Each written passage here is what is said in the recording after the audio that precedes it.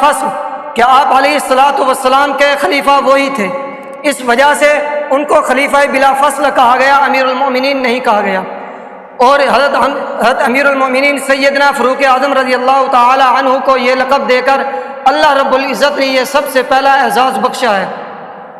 اور ان کی باری جب حضرت امیر المومنین سیدنا فاروق اعظم رضی اللہ تعالی عنہ کی پیدائش مکۃ المکرمہ، یہ عام الفیل یہ ایک سال ایسا تھا کہ غم کے بادل مکۃ المکرمہ کے اوپر ڈھائے گئے۔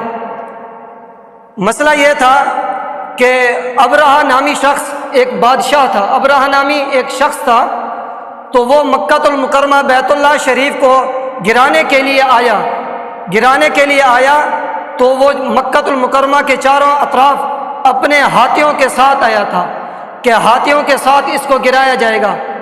تو اس وقت وہ گرا نہ سکا، ابابیل اللہ رب العزت کی طرف سے چھوٹے چھوٹے پرندے، پھر انہی کے پاؤں میں اللہ رب العزت نے چھوٹی چھوٹی کنکریاں دے کر بھیج دیا، اور ان پر اللہ نے یہ عذاب نازل کر دیا، بڑے بڑے ہاتھی مارے گئے اسی کنکریوں کی وجہ سے، اور اس کی فوج تباہ ہو گئی۔ تو اس وجہ سے ان کو عام الفیل کہا گیا کہ ہاتھیوں والا سال، کیونکہ وہ گرانے آئے تھے۔ اس کے 13 سال بعد حضرت عمر رضی اللہ تعالی عنہ کی پیدائش ہوئی ہے، اور یہ آپ علیہ الصلاۃ والسلام کے 6 سال بعد پیدا ہوئے۔ حضرت عمر رضی اللہ تعالی عنہ 6 سال بعد پیدا ہوئے، اور اس کے ساتھ ساتھ آپ علیہ الصلاۃ والسلام کے 35 سال نبوت کے چھٹے سال یہ حضرت امیر المومنین سیدنا فاروق اعظم رضی اللہ تعالی عنہ ایمان لائے۔ یہ 40ویں مرد تھے جو ایمان لانے والے تھے، اور ان کے ایمان لانے کا عجیب واقعہ ہے کہ یہ کفار کی ایسی ریڑھ کی ہڈی تھی، سب سے طاقتور آدمی یہی سمجھے جاتے تھے، سب سے بڑے طاقتور۔ تو اللہ کے نبی نے دیکھا کہ ہم مسلمان ہیں، ہم مسلمان ہو رہے ہیں، مگر ہم چھپ چھپ کر عبادت کیا کرتے ہیں، ڈر کی وجہ سے عبادت کیا کرتے ہیں۔ تو اگر کفار ہم پر حملہ کرتے ہیں تو یہ مسلمان نہیں رہیں گے، تو مسئلہ یہ بنے گا۔ پھر اللہ کے حبیب نے غلاف کعبہ کو پکڑ کر دعا کی، اللہم اعز الاسلام فی هذا الرجلین بأبی الیک بأبی جہل او عمر بن الخطاب۔ یہ ابو جہل کا نام دوسرا ابو عمر حشام تھا، عمر بن حشام تھا۔ تو اللہ کے حبیب نے فرمایا، اے اللہ، اگر تو اپنے دین کی سربلندی چاہتا ہے، اپنے دین کی عزت چاہتا ہے، تو ان 2 آدمیوں میں سے کوئی ایک آدمی دے دے، ان 2 آدمیوں یا ابو جہل کو دے دے یا پھر عمر بن خطاب کو دے دے۔ تو اللہ نے دونوں کو دیکھا کہ ابو جہل کیوں نہیں مان رہا، عمر بن خطاب کیوں نہیں مان رہا۔ یہ دیکھا عمر بن خطاب لا علمی کی وجہ سے نہیں مان رہا، ابو جہل علم کی وجہ سے، ضد کی وجہ سے کلمہ نہیں پڑھ رہا۔ ضد کیا تھی؟ آپ علیہ الصلاۃ والسلام کے معجزات دیکھ چکا تھا، آپ علیہ الصلاۃ والسلام کے معجزات دیکھنے کے باوجود بھی وہ مسلمان نہیں ہو رہا تھا۔ تو اس وجہ سے اللہ نے کہا کہ ابو جہل کو رہنے دو، عمر بن خطاب اس کو اسلام یعنی کہ اسلام میں داخل ہوتے ہیں۔ تو اللہ کے حبیب نے ایک دن یہ دعا کی، پھر دوسرے دن آپ علیہ الصلاۃ والسلام اپنے حجرے میں بیٹھے تھے، دیکھا کہ یہ کچھ پس منظر یوں ہوا کہ کفار یہ مشورہ کر رہے تھے کہ ہر روز کوئی نہ کوئی مسلمان ہو رہا ہے، نعوذ باللہ آپ علیہ الصلاۃ والسلام کو قتل کر دیا جائے، یہ مسلمانوں کا سلسلہ یہی ختم ہو جائے گا۔ تو اس میں سارے کفار بیٹھ گئے، مشورہ ہوا، حضرت عمر رضی اللہ تعالی عنہ کا انتخاب ہوا۔ انتخاب ہونے کے بعد وہ چلے کیا دیکھتے ہیں، چلتے گئے، ایک صحابی ملا، کہاں جا رہے ہو؟ اے عمر کہاں جا رہے ہو؟ انہوں نے کہا کہ نعوذ باللہ میں آپ علیہ الصلاۃ والسلام کو قتل کرنے جا رہا ہوں۔ تو انہوں نے کہا کہ آپ علیہ الصلاۃ والسلام کو بعد میں قتل کرنا، پہلے خود اپنے گھر میں جا کر دیکھ، وہاں بھی تیری بہن مسلمان ہو چکی ہے، تیرا بہنوئی وہ مسلمان ہو چکا ہے۔ اب حضرت عمر رضی اللہ تعالی عنہ کو اور زیادہ غصہ آ گیا کہ یہ کیا ماجرا ہوا، یہ کیا معاملہ ہوا۔ میں آپ علیہ الصلوۃ والسلام کے پاس جا رہا تھا تو دیکھا یہ کیا ہو گیا، خود میری بہن مسلمان ہو گئی۔ گئے دروازہ کھٹکھٹایا، پہلی مرتبہ نہیں کھولا، پھر دوبارہ غصے میں آ کر سب سے زیادہ زور سے کھٹکھٹایا۔ پھر اس وقت ان کی بہن سمجھ گئی کہ اتنے غصے میں کھٹکھٹانے والے حضرت عمر ہو سکتے ہیں، کوئی اور نہیں ہو سکتا۔ پھر اٹھے، دروازہ کھولا۔ دروازہ کھولنے کے بعد حضرت عمر رضی اللہ تعالی عنہ نے اس وقت ان سے پوچھا کیا آپ مسلمان ہو گئی ہیں؟ انہوں نے کہا میں صرف مسلمان ہی نہیں ہوئی بلکہ آپ علیہ الصلوۃ والسلام کی خادمہ بھی بن چکی ہوں، خادمہ بھی بن چکی ہوں۔ تو حضرت عمر رضی اللہ تعالی عنہ بہت طاقتور آدمی تھے، تو انہوں نے اپنی بہن کو تھپڑ رسید کیا، اتنا زور سے مارا، مفسرین نے لکھا ہے کہ زمین سے جا کر لگ گئی، اتنا زور سے مارا۔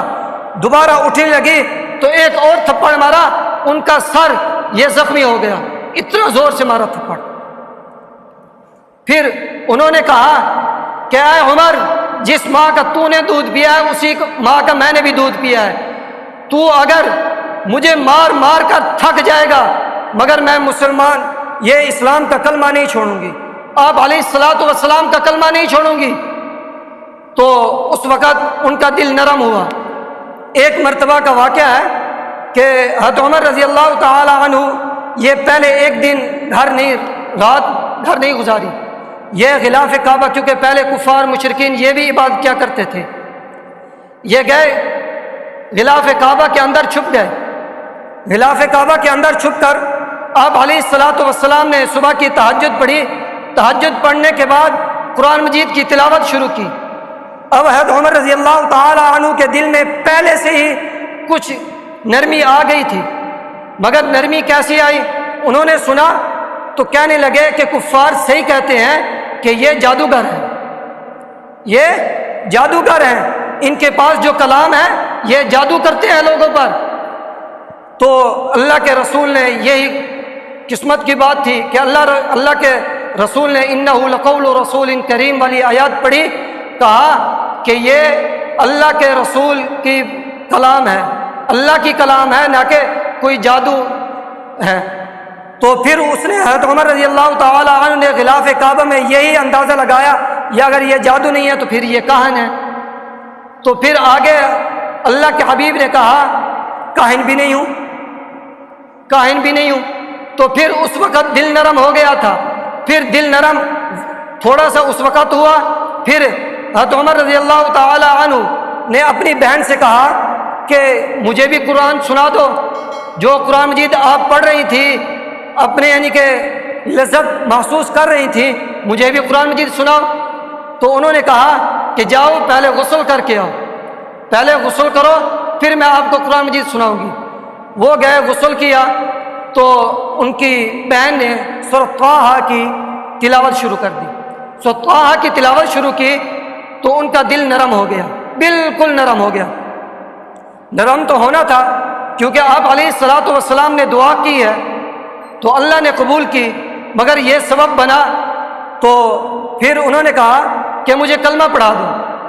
حضرت عمر رضی اللہ تعالی عنہ نے اس وقت اپنی بہن سے کہا کہ مجھے کلمہ پڑھاؤ، تو اس نے کہا کہ میں کلمہ نہیں پڑھاؤں گی، کلمہ جا کر تو محمد الرسول اللہ صلی اللہ علیہ وسلم ان کے پاس جا کر پڑھ۔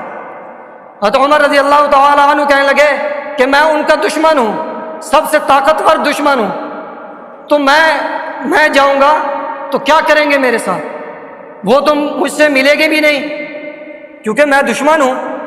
تو ان کی بہن نے کہا کہ جاؤ تو صحیح، جاؤ تو صحیح، وَإِنَّكَ لَعَلَىٰ خُلُقٍ عَظِيمٍ، انہی پر تو آیات اتری ہے کہ وہ اخلاق کے پیکر عظیم ہیں۔ تو وہ گئے تو حضرت عمر رضی اللہ تعالی عنہ تلوار اٹھا کر گئے، آگے دیکھا کہ حضرت امیر حمزہ رضی اللہ تعالی عنہ کھڑے ہیں، صحابہ کرام رضوان اللہ تعالی علیہم اجمعین کھڑے ہیں۔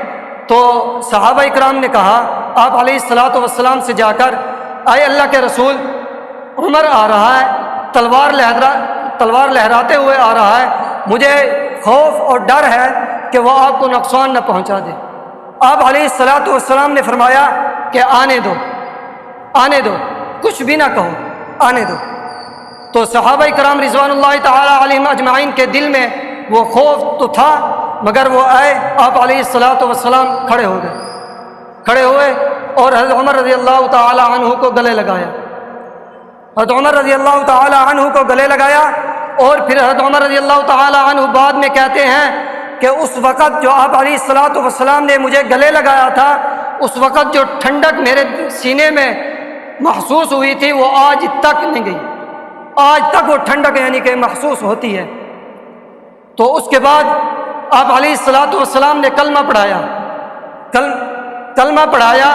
پھر کلمہ پڑھانے کے بعد وہ آپ علیہ الصلاۃ والسلام سے پوچھنے لگا، اے اللہ کے رسول، ہم حق پر ہیں، ہم حق پر ہیں، پھر کیوں ہم چھپ کر عبادت کرتے ہیں، ہم کیوں چھپ کر عبادت کرتے ہیں؟ اللہ کے حبیب نے فرمایا کہ ہم حق پر تو ہیں مگر کمزور ہیں، اس وجہ سے۔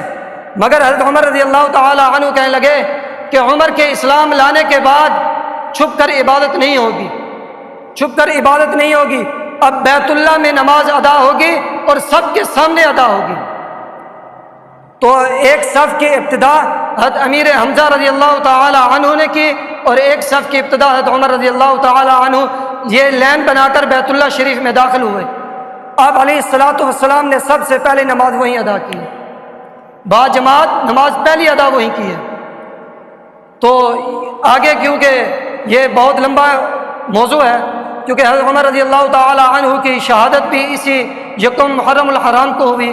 بس ایک بات، آخری بات، حضرت عمر رضی اللہ تعالی عنہ کی جب شہادت ہونے لگی تو قریب الموت تھے، تو اس وقت اپنے بیٹے کو بھیجا کہ جاؤ حضرت امی عائشہ رضی اللہ تعالی عنہ سے اجازت لے کر آؤ کہ میں اپنے دوستوں کے ساتھ وہاں مدفون ہونا چاہتا ہوں، مجھے وہیں حجرے میں دفن کیا جائے، اگر وہ اجازت دے دیں تو مجھے وہیں دفن کر دینا، اگر وہ اجازت نہ دیں تو پھر مجھے دفن نہ کرنا۔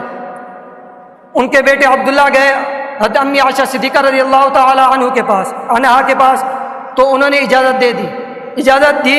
حضرت عبداللہ واپس آ گئے، واپس آئے تو کہنے لگے کہ آپ 1 منٹ رک جائیں، مجھے سہارا دے کر بٹھا دو۔ بٹھایا گیا، اب کہنے لگا کہ میری امی کا پیغام مجھے دے دو، اب پیغام دو۔ یہ صرف ادب کی وجہ سے، پہلے لیٹے ہوئے تھے، ادب کی وجہ سے یہ بیٹھ گئے کہ میری روحانی ماں کا پیغام آیا ہے، میری روحانی ماں کا پیغام آیا ہے۔ آج کل تو ہم جسمانی ماؤں کی عزت بھی نہیں کرتے، اپنی والدین کی عزت احترام نہیں کرتے، حالانکہ میرے آقا کا فرمان ہے کہ اگر میں عشاء کی نماز بھی پڑھ رہا ہوتا تو میری والدہ مجھے آواز دیتی، اے محمد، میں نماز توڑ کے چلا جاتا، میں نماز توڑ کے چلا جاتا۔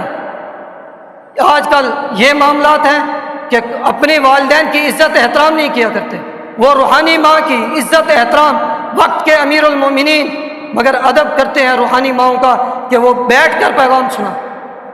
کہا کہ جب اجازت ملی پھر بھی کہنے لگے کہ میری جنازہ پہلے ان کے دروازے پہ لے جانا، اگر پھر اجازت دے دو پھر مجھے آپ علیہ الصلاۃ والسلام کے پہلو میں دفنا دینا، مگر نہ دفنانا۔ اللہ سے دعا ہے کہ اللہ تعالیٰ اپنے یہ بندے کے ٹوٹے پھوٹے جملے اپنی بارگاہ عالی میں قبول فرما کر ہمیں جو ہے نا صحابہ کرام رضوان اللہ تعالیٰ علیہم اجمعین کے نقش قدم پر چلنے کی توفیق عطا فرمائے۔ وما علینا الا البلاغ المبین۔